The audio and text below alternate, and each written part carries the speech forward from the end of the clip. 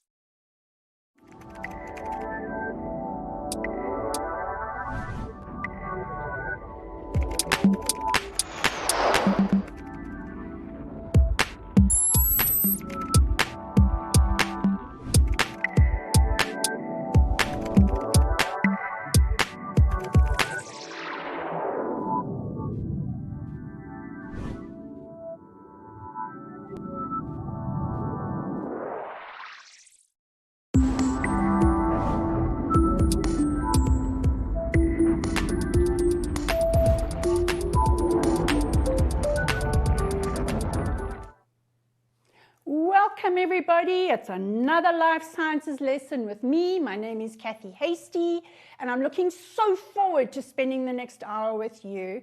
Before we start though, a huge thank you to Liberty. They're our major funders and without them, well, this wouldn't be possible. And they've been doing this for so many years because they actually care about you and your futures. People, don't forget to download your Tenfold education app. It's got maths, it's got science, it's got life sciences, and you are able to live stream our classes as well. So how's that? And everything is free. Everything is funded also thanks to Liberty. People, you can also, I keep forgetting, I've got all these things to go through. You've got the WhatsApp line, and our WhatsApp line, we've got our little bot called Dex. And you can ask him for questions, but you can also upload questions that you want me to work through on the WhatsApp process. And then, last but not least, we have the Mindset YouTube channel. And all our videos of what we do here on our lessons, that's your maths, science, accounting, life sciences, etc., you will find on the YouTube channel, on the Mindset YouTube channel. So there you go. You've got lots and lots of ways in which to assist you with your studying and your prep for the prelims and your final exams. They've taken away your mid-year exams, so it is a bit of a problem because that is a big exam which would have given you some experience in writing the finals. So all you have now is the prelims to focus on, but people, work for your group tests. And then if you are sending in questions for me to work through, we are having problems with actually reading your questions when you send them through. You've got to make sure that whether you submit them onto the Facebook page or via the WhatsApp, messaging, please make sure that the page that you want to send is flat and that you take a very clear picture to send through to us. Otherwise, we can't use your questions because we can't put them onto the Wacom. All right, but to the people that did send questions that we can use, I've got 5 gorgeous questions for today, so thank you very much. But please, when you take the photos of your questions, make sure they are clear pictures. All right, good quality pictures. Okay, right, let's look at our first question. we have, so this is question 3, and it says, study the following diagram. Now, let me get my glasses right. The first thing you are going to do whenever you get a diagram in an exam is you are going to label all the parts of this diagram. So, let's start with A. This is an ovum. And if you haven't recognized this yet, this is human reproduction. So, here, this little sperm cell enters the ovum, and this process here is going to be fertilization. All right, next we've got B. And B, when that sperm cell here, and a nucleus, haploid nucleus, and the ovum's haploid nucleus, you can also call this an egg cell, by the way, because I know some teachers call it an egg cell and some call it an ovum. It's the same thing. So fertilization, then this B is going to be your diploid zygote. Okay, because remember your sperm cell is haploid and your ovum is haploid. And N gives you diploid. All right, now this structure here, they're not asking for, but I'm going to give it to you anyway, is called a morula.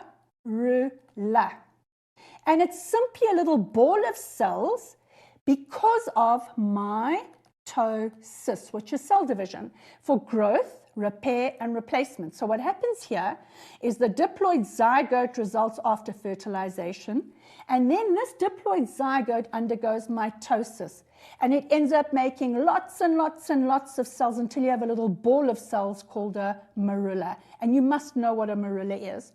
Then here, this C is a blastocyst, okay? And this outer layer here is called a trophophil.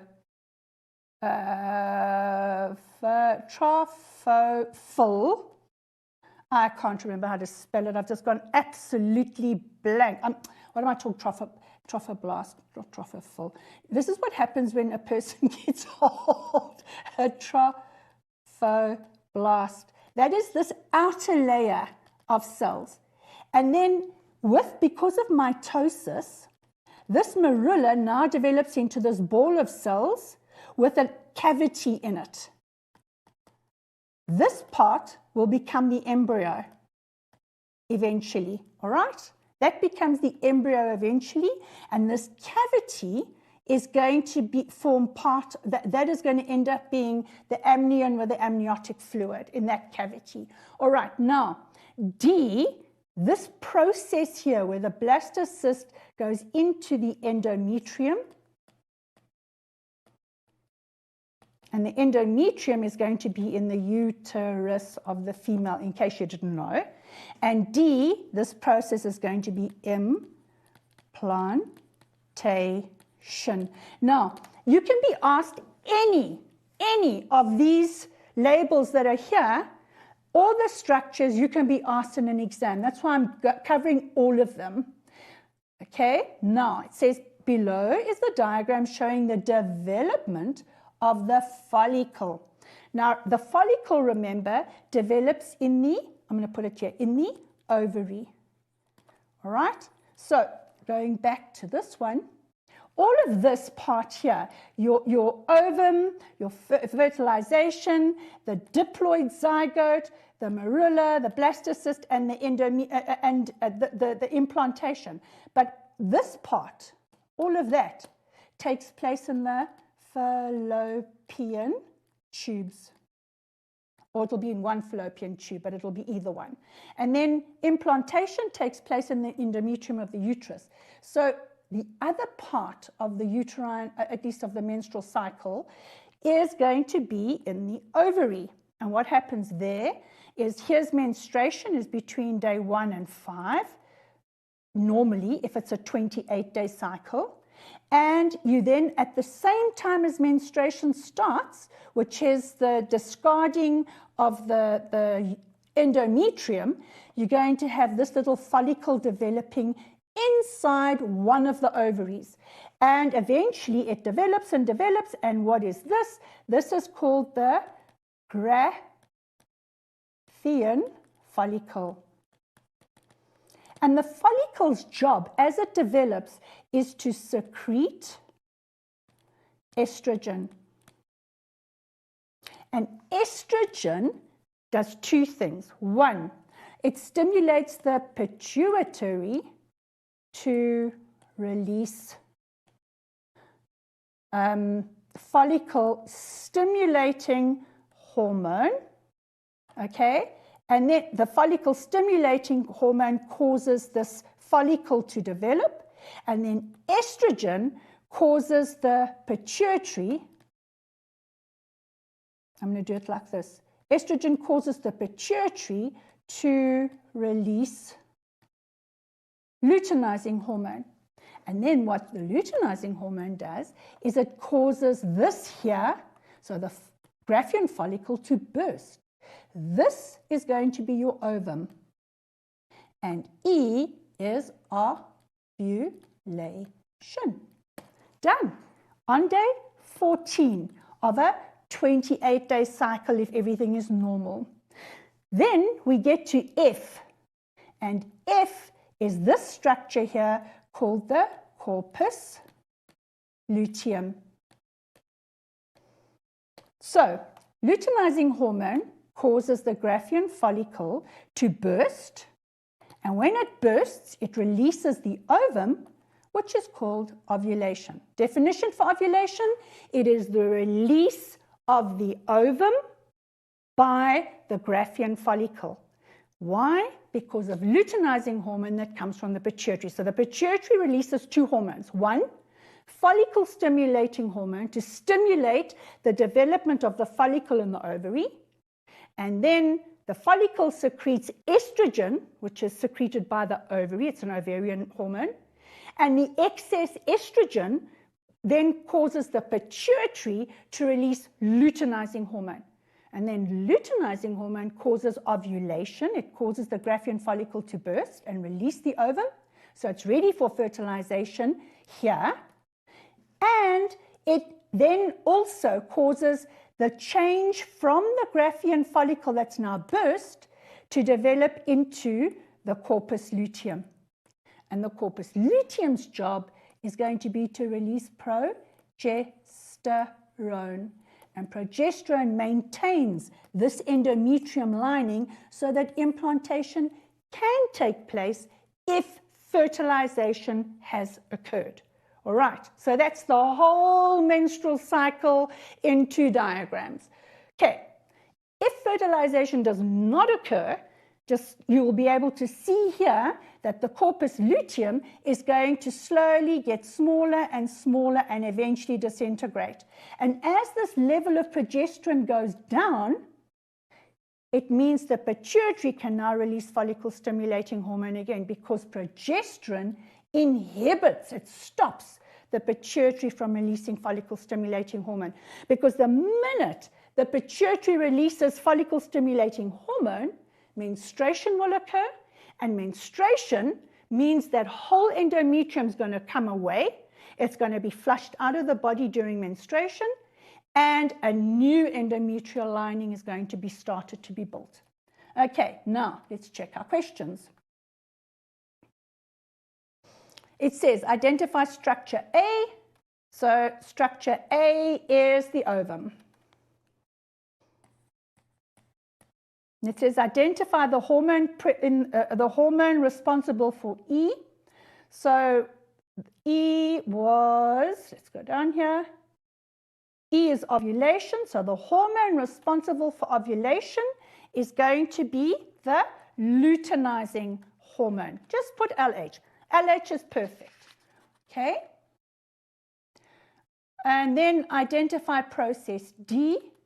And process D is implantation.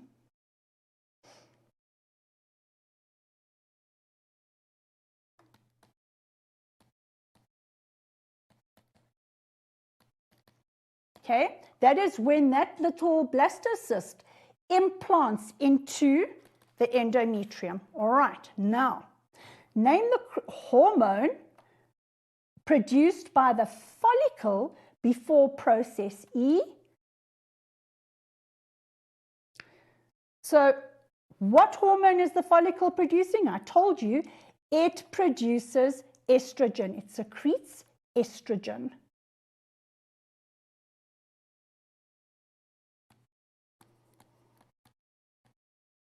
Okay, and that estrogen is going to ensure that the lining of the endometrium gets thicker and more glandular, and we say more vascular, which means that it starts to get more blood vessels. So it's getting ready for that little blastocyst to implant, and then obviously in that endometrium where the blastocyst implants, you're then going to have the placenta starting to develop. And when at about 12 weeks after fertilization, about 12 weeks, the corpus luteum stops producing progesterone. Slowly it starts to disintegrate as the placenta takes over the production of progesterone. So two structures produce progesterone to keep the pregnancy in place in the endometrium.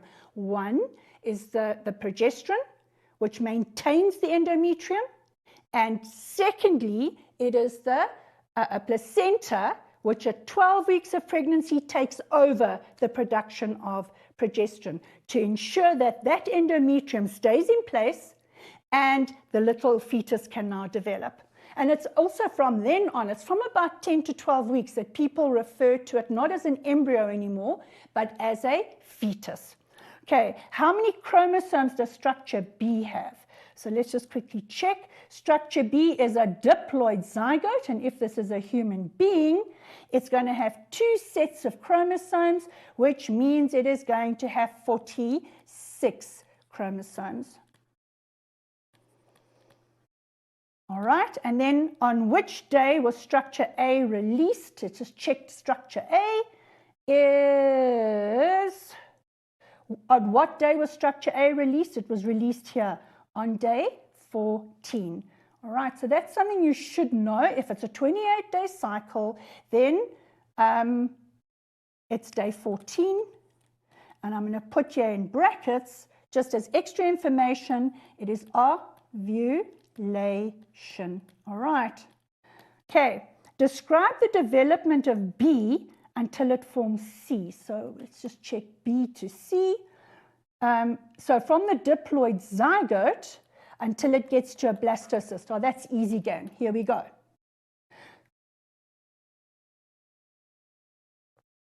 Okay, our development, we're going to say the diploid, remember it's a double set of chromosomes, diploid zygote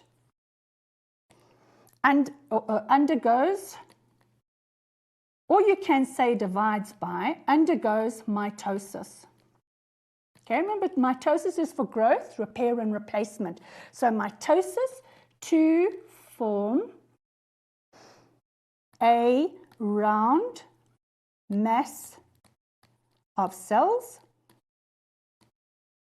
called, here we go, the morula. Remember I said you must know the morula, all right? The morula continues or carries on dividing by mitosis to form a hollow ball called the blastocyst. All right. You can also call it the blastula, but blastocyst, a cyst is something that has a cavity, so it's easier to remember that it has a cavity in it. All right, so that's it. There you go. Easy peasy, 4 marks. So it's the zygote, undergoes mitosis, forms a morula, and then you've got the mitosis to form the blastocyst. Done, done and dusted. Easy, easy, 4 marks. All right, then explain the consequence of it in a 25-year-old female with regard to the ovarian cycle. So remember, ovarian cycle refers to what happens in the ovaries versus the uterine cycle, which is what happens in the uterus. So the ovarian cycle is ovary, uterine cycle, uterus, and the two together make the menstrual cycle. If her pituitary gland, does not secrete hormones. So now we have to look at the two hormones the pituitary secretes. So the pituitary will not release follicle stimulating hormone. Okay? Therefore, if it doesn't release follicle stimulating hormone, well, it's not going to stimulate the follicle. So therefore, no follicle will develop. Okay? Therefore, no ovum will develop. Why? Because your ovum is inside the follicle. So if there's no follicle stimulating hormone, there is no follicle. And if there's no follicle, well, the ovum sits inside that follicle. It develops inside that follicle. So there will be no ovum that will develop. Okay? So luteinizing hormone is also secreted by the pituitary. And luteinizing hormone will not be released. Okay? Why? Because remember, luteinizing hormone is stimulated, or the pituitary is stimulated by estrogen. And the estrogen then stimulates the pituitary, and the pituitary then releases luteinizing hormone. So luteinizing hormone will not be released because remember, the follicle releases the estrogen. So luteinizing hormone will not be released. Therefore, there will be no ovulation. Well, there couldn't be ovulation anyway because there's no ovum. All right?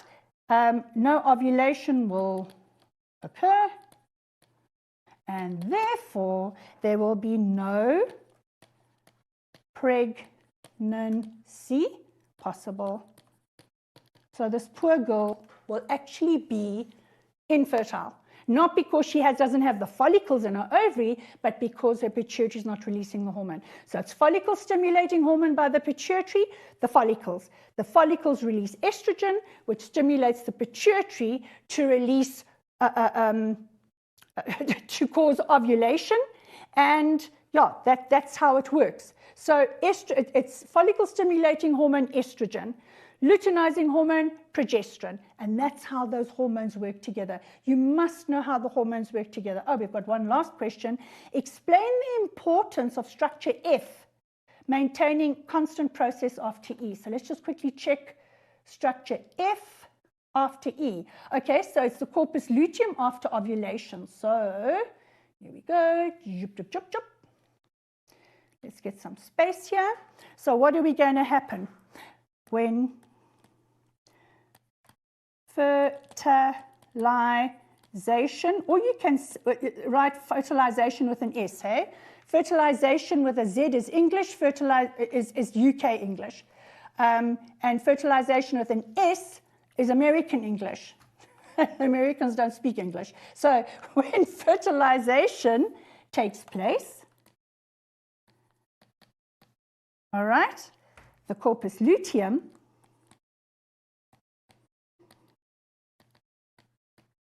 continues to produce, what does it produce? Progesterone to progesterone's got two functions. One, to maintain the thickness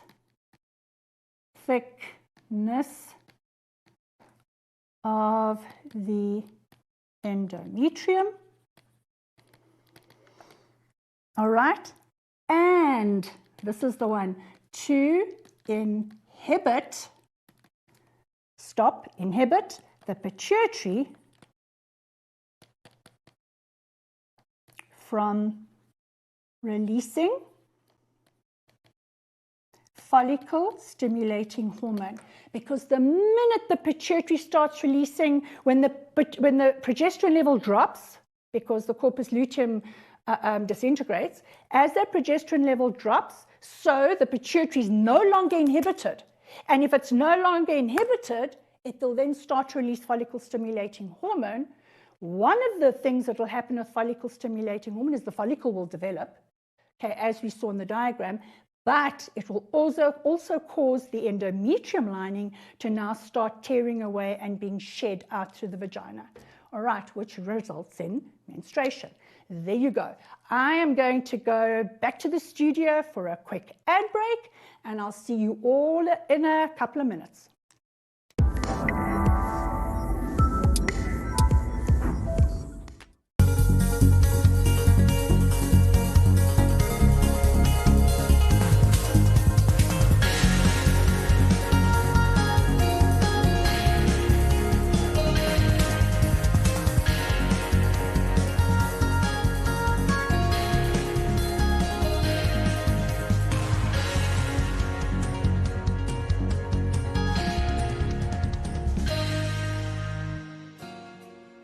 Did you know that polar bears have black skin and that their fur is actually not white? If you were to ask anyone what color a polar bear is, they may quickly and confidently answer white. But they'd be wrong. Polar bear fur is actually transparent and holds no color. It appears that way because it reflects visible light. If you were to see the skin below the fur, you would see that polar bear skin is actually black.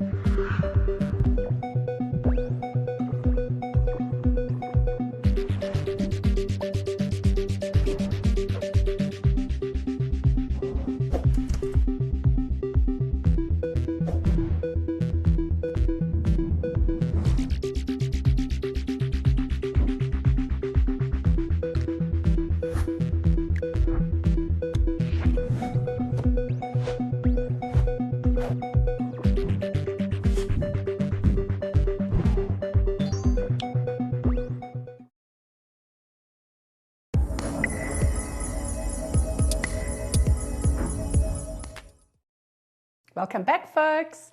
Huge thank you to Liberty. They're our major sponsors. They are awesome guys. You need to give them a big shout out. In fact, send them a Facebook post and tell them how awesome they are. And then don't forget to download your Tenfold Education app. It's got everything you need, including being able to live stream. You can WhatsApp, you can send your questions via WhatsApp, just good photos, please. And you can ask our bot called Dex if you have questions or you want question papers. And then last but not least, don't forget about the mindset, what is it, Mindset Learn, or at Mindset Learn, which is the YouTube channel, Mindset Learn, so that the YouTube channel, so that you can watch our videos. There you go. All right, let's check our next question out. And this is, study the following diagram illustrating the changes occurring in the chromosomes and chromosome numbers during what? Meiosis. So remember, meiosis is for sexual reproduction. Mitosis is for growth. And remember that if your toes grow, your shoes get too small for you. So mitosis is for growth and repair and replacement. Meiosis for sexual reproduction. Alrighty, so let's see. We have diagram A and diagram B. So just looking at this, diagram A is crossing over. And crossing over occurs during meiosis 1, during prophase 1, okay? Then diagram 2, well, look, what have we got? We had a double row of chromosomes at the equator, and when there is a double row of chromosomes, we know that this is anaphase 1. Still happening because we haven't actually reduced the chromosome content of the cell. All right, so it's anaphase 1. If it was a single row of chromosomes here along the middle, then it would have been anaphase 2. But there's a double row, and that's your hint that it's anaphase 1. Okay, let's label. Number 1, this is the centromere. And people, there are things that they ask in every diagram for meiosis. Number 1, the why did I write centrosome here? I'm being like a doffy here. Hang on. It is the centromere.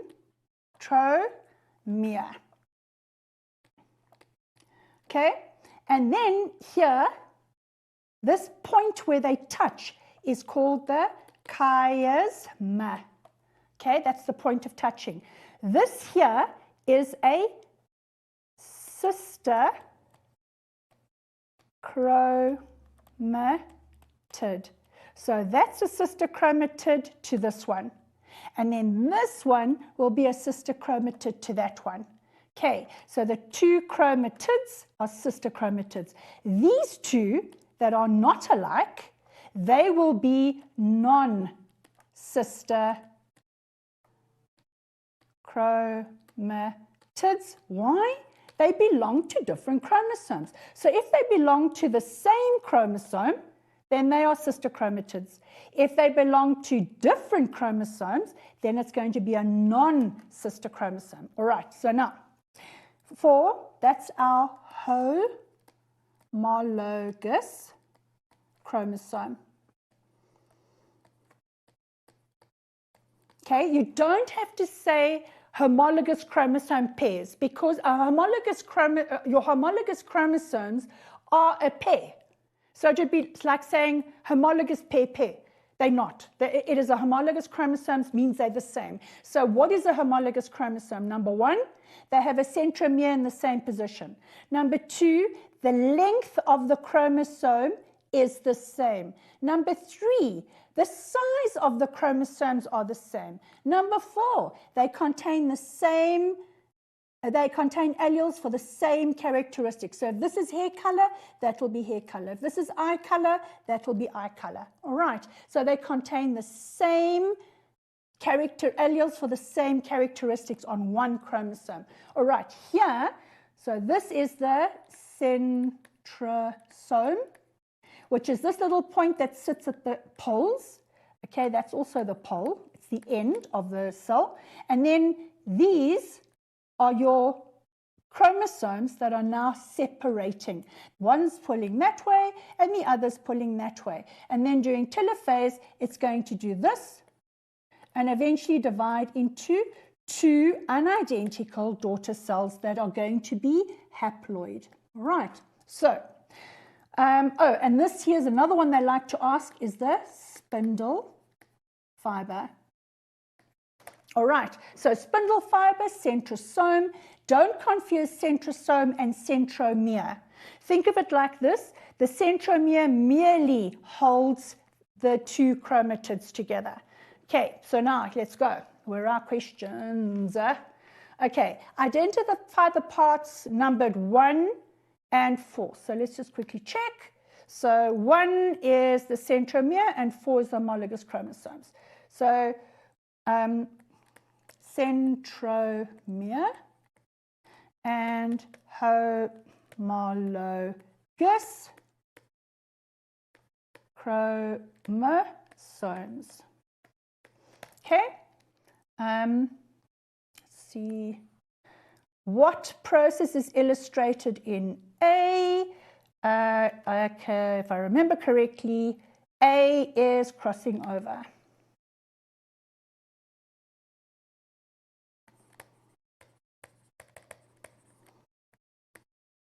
Crossing over is the process. The chiasma is where it takes place, okay? So, describe how the process identified in question 212 leads to genetic variation. So that means crossing over. So, people, this is a nice question and I suggest you learn it. So you'll have the non-sister chromatids of the homologous. You must write it like I'm doing it here. So the non-sister chromatids, which means from different chromosomes, of the homologous chromosomes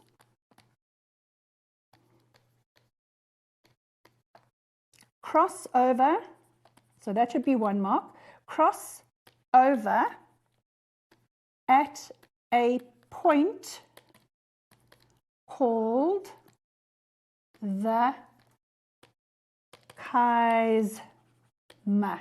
Okay? Second point. And then segments of DNA. And you can also call it genetic material, whichever you choose or you prefer. But it's actually sections of the DNA which contain the genetic material are swapped. Okay? Or you can say exchanged, but I'm going to put exchanged. But swapped is so much easier to remember. Swapped, which results in genetic variation. And that, people, is why you don't only look like your mom or your dad. Okay, you are a combination of your grandpa and your grandma on your mom's side and your grandpa and your grandma on your father's side. You are a combination of those four. And they are combinations of the four before them. And those are combinations of the four before them. So you are a complete, you carry chromosomes that and bits of DNA from your great-great-great-great-great-great-great-grandparents on all the sides. And that's what makes us so amazingly unique. I mean, the body is phenomenal. All right, so which phase of meiosis is illustrated in B? If I remember correctly, B is anaphase 1.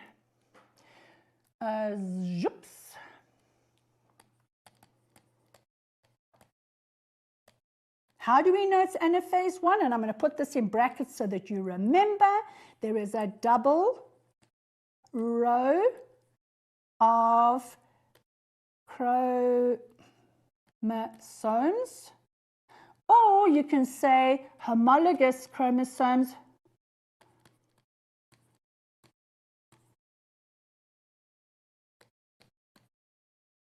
at equator.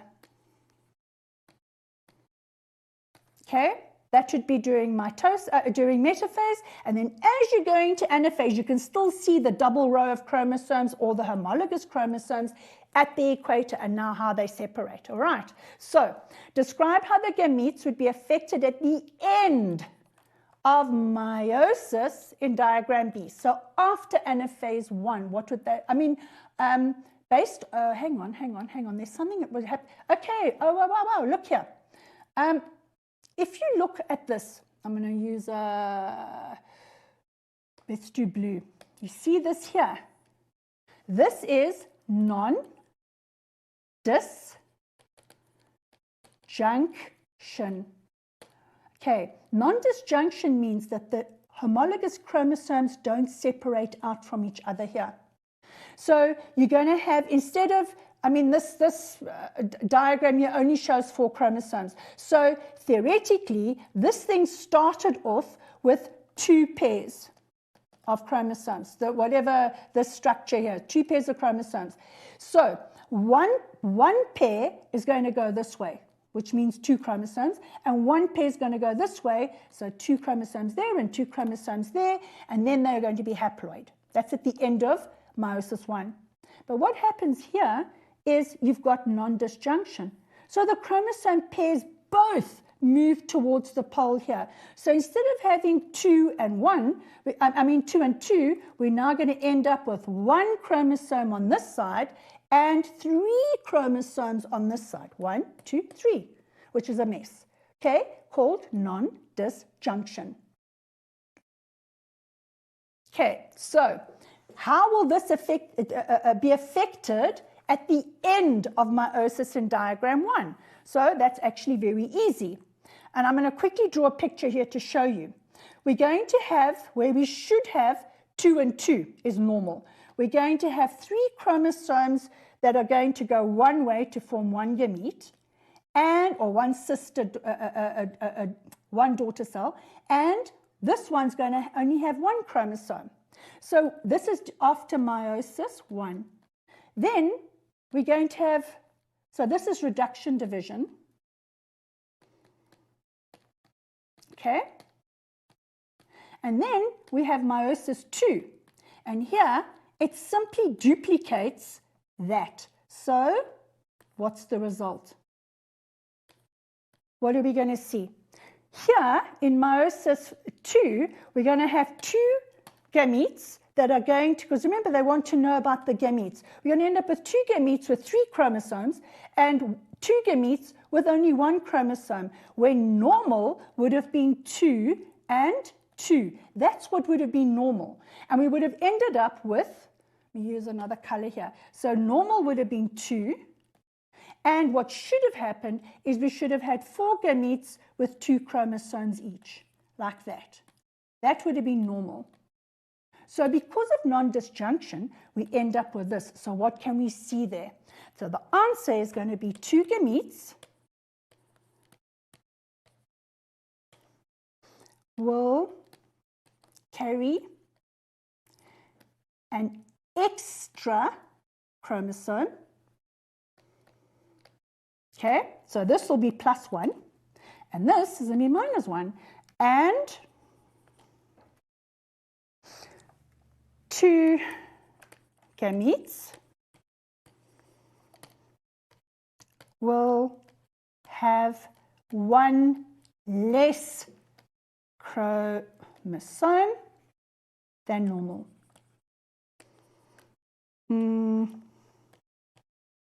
Okay, so here 1 extra, so 2 gametes will have 1 extra, 2 gametes will have 1 less. And now when those gametes join with a normal gamete, which has 23 chromosomes, well, we have a problem, because one's going to have an extra one and one's going to have 1 too little. So it's actually called trisomy and monosomy. So describe why a mutation in a somatic cell, remember somatic cell is a body cell, would not be passed to offspring. Well, that's easy. Only mutations in the gametes can be passed on to the offspring. Okay, it's only the gametes that are able to pass it. Your other cells are diploid cells. Gametes are haploid cells. Alrighty, where are we now? The chromosomes in diagram B represent the 21st pair of chromosomes. Okay, so remember this question, the B was non-disjunction. Okay, so represents chromosome pair 21. That always results in Down's syndrome. Okay, remember that your Down syndrome child has an ovum or a sperm cell, so a gamete, that has 24 chromosomes, because it's got that +1 extra 21, number 21, and then it joins with a normal cell. So this can be a sperm cell or an ovum, and then it joins with a sperm cell or an ovum that's normal. So this would be normal. And you then end up with a diploid zygote. And that diploid zygote is going to have 20, and 20 is 40, and 4 and 3 is 7. And what is normal? Normal is equal to 46. 23 plus 23. So here you've got that extra copy of chromosome 21. All right, and that's called trisomy. You've got 3 copies of 1 chromosome. All right, people, That's the end of that question. It's actually a very, very nice question because it covers various parts of the whole meiosis process.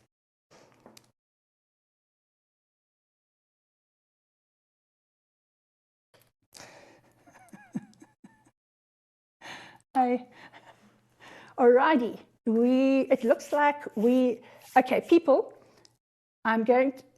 this is our next question, and it is about protein synthesis. All right, so what do we see? The diagram 1, so this is diagram 1, shows the base sequences of a section of mRNA. Now remember, DNA produces RNA. Okay? That it happens during transcription.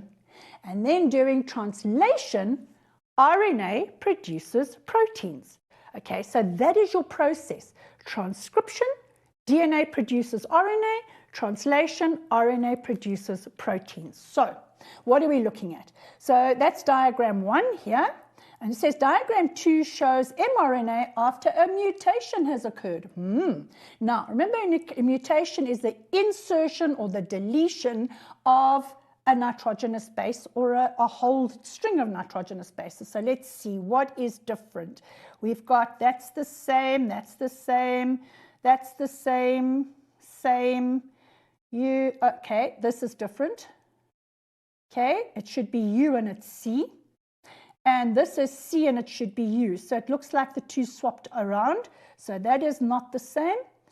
And then that should be U and this is A. So that's not the same. That is correct. That one's right. And this one should be A and it is G. So we've got these errors here. Now remember, each one of these is going to be a codon because with your mRNA, those are codons. And the codons were coded from the DNA. Okay, so DNA has the code for the sequence of these amino acids. This would be one amino acid, that's another amino acid, that's another one, and another one, and another one. Why? Because every 3, it's called a triplet base, every 3 little nitrogenous bases grouped together like that provide one amino acid. So this is an amino acid. And then there's the code for the next amino acid, etc., etc. All right. So how is diagram 1 and 2 different? This mRNA has that code, and this one has a different one. So it'll be for amino acid 6 and for amino acid 7. They are going to be different. Alrighty, now let's check our questions. Okay, describe the role of DNA in protein synthesis. Well, that's actually very, very easy. DNA provides and this is very important, the genetic code. Because remember, the DNA contains the genetic information for each individual. So it provides the genetic code during what process? During transcription to produce the mRNA codons. And the reason they're called codons is because they code onto the DNA. So the DNA provides that genetic code, okay? This code, I mean, people, how easy is this, man? This code determines the sequence of the amino acids in a protein. Because remember, amino acids are the monomers or the basic building blocks of proteins, all right? So we need our amino acids to be perfect. They've got to be in the right order because your hormones, your antibodies, your enzymes, and all the structures, all the organelles in your cells consist of proteins. And your proteins and my proteins are similar, but they're not the same. That's why I couldn't give you a heart. I mean, I can't give you a heart because then I wouldn't have one. But I couldn't give you a lung. I couldn't give you a kidney. I couldn't give you any kind of donation or give you any kind of, I don't know, I'm trying to think. Bone marrow. I couldn't give you bone marrow. We have to have a tissue match. That tissue match is based on the proteins that our DNA codes for. All right, so I give you a kidney, your DNA is not, your body's not going to recognize it and you will reject it. Okay, we have to have very, very, very similar proteins. And how? Because the DNA codes for that sequence of the proteins. If one of the, just look back here, if one of these, if this amino acid and that one and that one, that one, that one, that one are supposed to be in this order, the minute we change the order, or we change the amino acids, we're going to end up with a different protein. It would be like making a mix for cake flour, or of cake mix, and then I can make cupcakes, I can make a cake, I can make a flange, I can make a Swiss roll, but I'm going to end up changing the structure of the protein, and that's what happens. As soon as that order of the amino acids is different, the protein is changed. Alrighty, so let's just quickly have a look. What have we got? Okay, give the DNA base sequence for codon 1 in diagram 1. Okay, so what have we got here? We got AUG. So let me just write AUG. So, okay, I'm going to do it here on the side. AUG is your mRNA codon. Okay, so they want to know the DNA-based sequence that's going to be complementary. So your DNA is going to be always A to T, or U if it's RNA, and G to C. Those are your complementary base pairings. A will always, your complementary base is always T if it's in DNA, or U if it's in RNA. And G to C always, whether it's RNA or DNA. So if the RNA is AUG, then the DNA is A to T, U, because you always have a U in RNA and T in DNA. That's how you tell the difference, whether it's DNA or RNA that you're looking at. So A to T, U is to A, and G is to C. So there you go. So this is complementary to that. So the answer here would be TAC. Right. Okay, I just want to quickly show you this. So if we look at that, what I've just done here, I'm going to do it in blue, and then we do the tRNA, which is going to be the anticodon.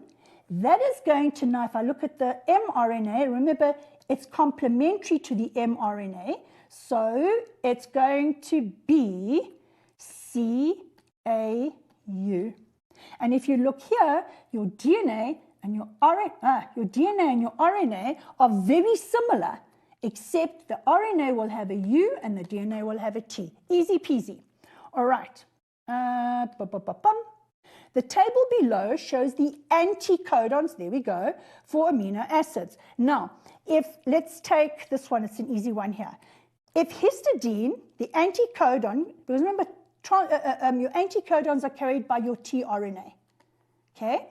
So, and they are very specific. The anticodon is the shape of the tRNA. So what happens is, your tRNA, if the anticodon is CAU, A to T and U in RNA, and G to C. You write that on every question that you're going to answer on protein synthesis. So your mRNA codon would CAU, C to G, A to T, but that's an RNA, so it'll be U, and U to A.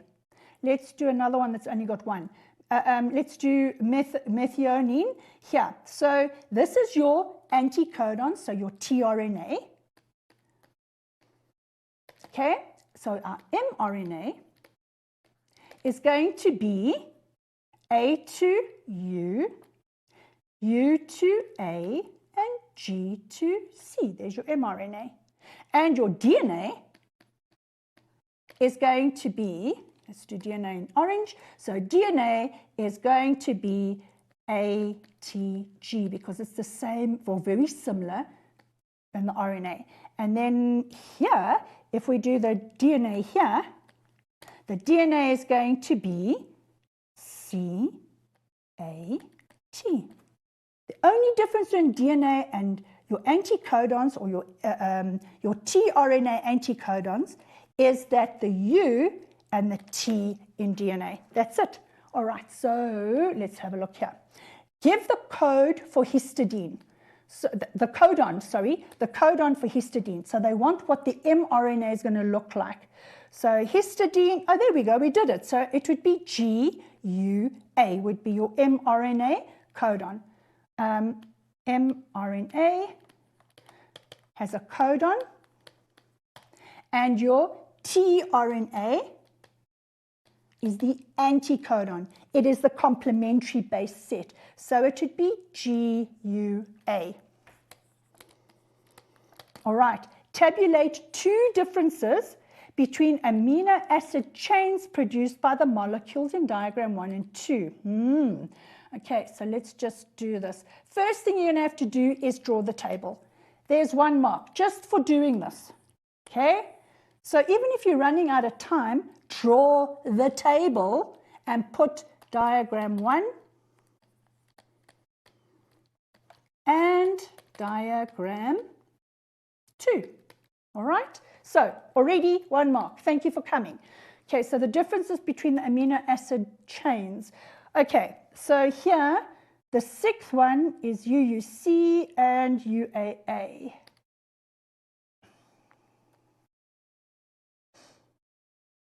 Okay, I'm just going to put here UUC and UUA. So this is going to be your mRNA. Because I don't have the diagram on the same page, so let's just quickly zip here. This is UCU and AAG. UCU and AAG, UCU and AAG, UCU and AAG, UCU and AAG. All right, so what do we have to do now? We're looking at the amino acids, and how are we going to see the amino acids? Well, they're only giving us the anticodon. So we now have to look for the anticodon, and once we've got the anticodon, we can find which amino acid it codes for. So my mRNA here, the 6th amino acid will be, and the 7th amino acid will be, and the same here, the 6th amino acid will be, and the 7th amino acid will be. So what are we looking at here? So we're going to go, the tRNA is going to be UU, so it's going to be AAG and AAU. So AAG and AAU, now we've got to find AAG, AAG, there we go. So the 6th one is lysine, and so this should lysine, okay, and this one AAU, zip, zip, zip, zip, zip, AAU, AAU, AAU, AAU, I can't find it.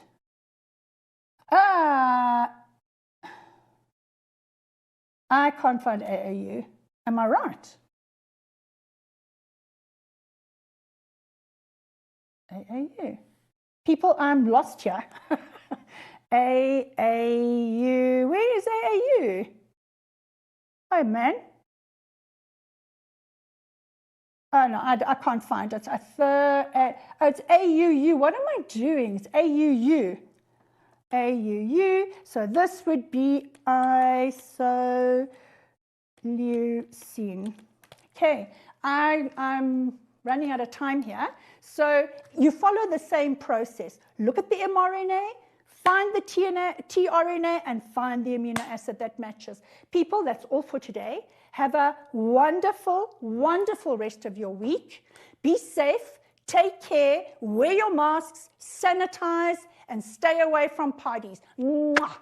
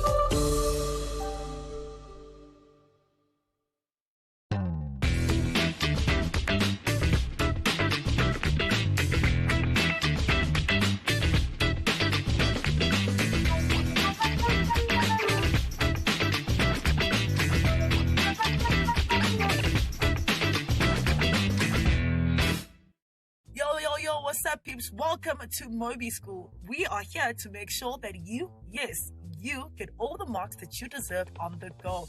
We're here every Mondays to Fridays from 2 to 3 p.m. only on Mindset Learn TV. Now, this is a whole hour worth of revision just for you. And I hope that you've got your notepads and your pens ready and that you and your study group are game for today's revision session.